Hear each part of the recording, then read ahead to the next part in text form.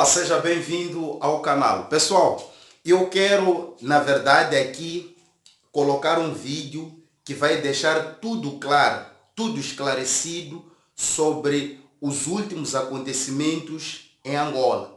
E aqui teremos alguém que vai explicar juridicamente sobre tudo que está a acontecer em Angola. Não isso que tem se falado nas redes sociais, que nós temos visto a ser divulgado e a ser partilhado nas redes sociais e por alguns mídias, por alguns canais televisivos em Angola. É o seguinte, se vocês se lembram, houve aquela situação da ata falsa, também foi algo que foi espalhado pelos mídias, por alguns canais televisivos em Angola e nas redes sociais. Mas nós queremos agora colocar esse vídeo que vai esclarecer juridicamente o que tem acontecido em Angola nesses últimos dias. Por favor, preste atenção neste vídeo que você vai tirar suas conclusões. Não se deixe enganar pelas pessoas por aquilo que fazem, mas deixe-se guiar pelo certo, que é a justiça. Por favor, acompanhe o vídeo e já volto. Porque os atos praticados pela auto-intitulada Comissão de Reforma têm como finalidade única causar confusão, ou seja, causar aquilo que é medo, reprensa, confundir a opinião pública e principalmente os membros da igreja. E aqui seremos obrigados mais uma vez a nos socorrermos daquilo que são os ensinamentos primários, onde até um estudante do primeiro ano do direito não consegue cometer tal fato, porque é uma matéria base que aprende-se em introdução ao estudo do direito logo nos primeiros anos de ensino do direito. Estamos a falar da interpretação e aplicação das normas. Ou seja, o ponto de apoio da auto-intitulada Comissão de Reforma tem sido o Código Civil. Mas nós sabemos que, quando existe conflito entre a norma geral e a norma específica, deve sempre prevalecer a específica. E o geral aparece para subsumir as insuficiências ou as lacunas deixadas pela norma específica. Ou seja, estando um assunto regulamentado entre o Estatuto da Igreja e o Código Civil, deve sempre prevalecer o Estatuto da Igreja, porque aqui é o específico e não o geral. A Assembleia, e aqui vamos voltar desde o momento da criação da auto-intitulada Comissão de Reforma, eles fundamentam-se naquilo que é o artigo 173 do Código Civil. Ora bem, mas este artigo é divergente, ou seja, entra em alguns pontos em conflito com o artigo 12º do Estatuto. No artigo 12º e artigo 14 do Estatuto, atribui legitimidade específica a quem tem para convocar assembleias. Já o artigo 173 do Código Civil, e principalmente o número 3, em que eles se apegam para legitimar tais assembleias, é específico a dizer que a assembleia só deverá ser convocada pelos membros quando o Conselho de Direção não o fazer nos termos do Estatuto. Ou seja, mais uma vez, ainda assim, o Código Civil estabelece normas, mas sempre salvaguarda o preceituado nos estatutos, melhor dito. Assim sendo, para efeitos legais, e tem sido desde o princípio que iniciou o espetáculo pirotécnico a nossa posição de que a auto-intitulada Comissão de Reforma não tem legitimidade. Repito, a auto-intitulada Comissão de Reforma, em termos legais, não tem legitimidade. Primeiro, quem o convocou, e aqui estamos a falar antes da Assembleia Extraordinária realizada a 24 de junho, não é membro da Igreja. Por quê? Porque sabemos nós que, desde novembro de 2019, o senhor Valente Bezerra Luís desligou-se do corpo presbiteriano da Igreja Universal do Reino de Deus. Assim sendo, não poderia praticar qualquer ato em nome da Igreja. Não sendo membro da Igreja, não poderia convocá-lo. Aí estamos na ilegalidade.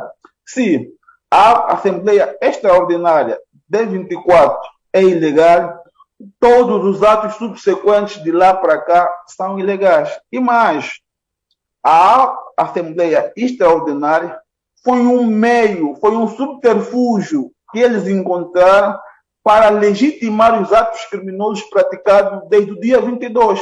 Não vejamos. Primeiro, praticaram as ações de tomada dos templos por meio da força e, a posterior, tentaram legalizar os seus atos. Então, a Assembleia Extraordinária e todos os atos subsequentes, a partir de 24 de junho de 2020, foram tentativas de legalizarem os crimes cometidos a 22 de junho. É o que temos dito na gíria. Tentam tapar o solo com a peneira. E assim, nesses efeitos, vamos tranquilizar a sociedade em geral, os fiéis da Igreja Universal, todos os grupos que compõem a Igreja, de que a liderança da Igreja Universal do Reino de Deus em Angola é aquela instituída pela liderança do senhor Bispo Edir Macedo. Assim sendo, a auto-intitulada Comissão de Reforma, para efeitos legais, não responde pela IURD, nem tampouco pode praticar atos que obrigam ou que legitimam a Igreja Universal do Reino de Deus. A ata 32, que é a que vale, a que tem validade até o momento, é aquela que cria os órgãos sociais e o corpo deliberativo da Igreja Universal do Reino de Deus. O nacionalismo exacerbado não pode ser fundamento para a prática de atos criminosos. E mais, os meios não justificam os fins.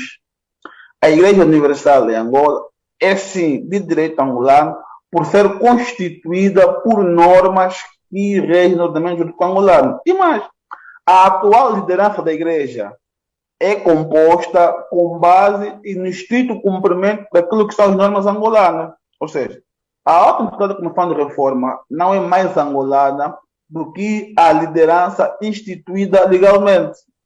O presidente da Igreja Universal do Reino de Deus de Angola é angolano. O vice-presidente é angolano. Então, o que demonstra bem que a Igreja está no cumprimento estrito e rigoroso das normas. Eu dizia, já aqui, para não perder o fio lógico, o que estamos a assistir agora é um autêntico ato de papaiaguice. Ou seja, desde o princípio, nós defendemos de que a Igreja é uma pessoa coletiva. E sendo pessoa coletiva como tal, as pessoas coletivas não cometem crimes. Cometem crimes os homens. E dizíamos nós que o facto de estarmos a ser cumpridores das normas não significa que estamos a ser defensores dos crimes. Ou seja, aliás, nós, instituição, advocacia, magistrado do Ministério Público, juízes, e aqui estamos a falar a Igreja, pelos princípios sociais e os fins que a Igreja visam, são os primeiros a defenderem que as sociedades vivam de forma organizada. E aqui são apologistas de que quem cometeu os crimes deve ser responsabilizado. E quem cometeu o crime na instituição. Então, que seriam investigados os potenciais criminosos, independentemente da nacionalidade, e mantinham-se os templos abertos para que os cidadãos exercessem assim os seus direitos de liberdade e crença religiosa. E não aconteceu. E agora, pegam-se do discurso defendido pela Igreja desde os primórdios do espetáculo pirotécnico, camuflam-se, vestem-no nas vestes de reforma e passam para o público, com que o fim do fundamento confundir a opinião pública e principalmente os membros da Igreja. E aqui vamos ser contundentes e, mais uma vez, precisos. A auto-intitulada Comissão de Reforma, para efeitos legais, não existe, não tem legitimidade. E mais, sempre também foi defendido por nós, enquanto intervenções nos programas, de que não existem alas na Igreja Universal. Existe a Igreja Universal, a liderança legalmente constituída, e existe uma associação de malfeitores, uma organização criminosa que tem praticado atos ilícitos de forma continuada. O nosso sistema judiciário carece de magistrado, ou seja, temos insuficiente de magistrado para a celeridade que se impõe. E por essa razão, os processos são pouco morosos. Para quem é o lesado, para quem é a vítima, parece ser que o processo está parado, mas não. Existem timings, existem fases processuais e daquilo que é a nossa experiência em casos semelhantes é que o processo está a correr o seu trâmite legal. Parece ser moroso, mas é necessário que em situações como tais a justiça seja mesmo morosa para melhor investigar e dar um veredito, né, consensual e daquilo que é os factos realmente existentes. E mais, eles têm se apegado, né, na anulação da Assembleia Extraordinária. E aqui existe no direito, aqui no direito privado, no direito civil especificamente, as ações principais e as providências cautelares.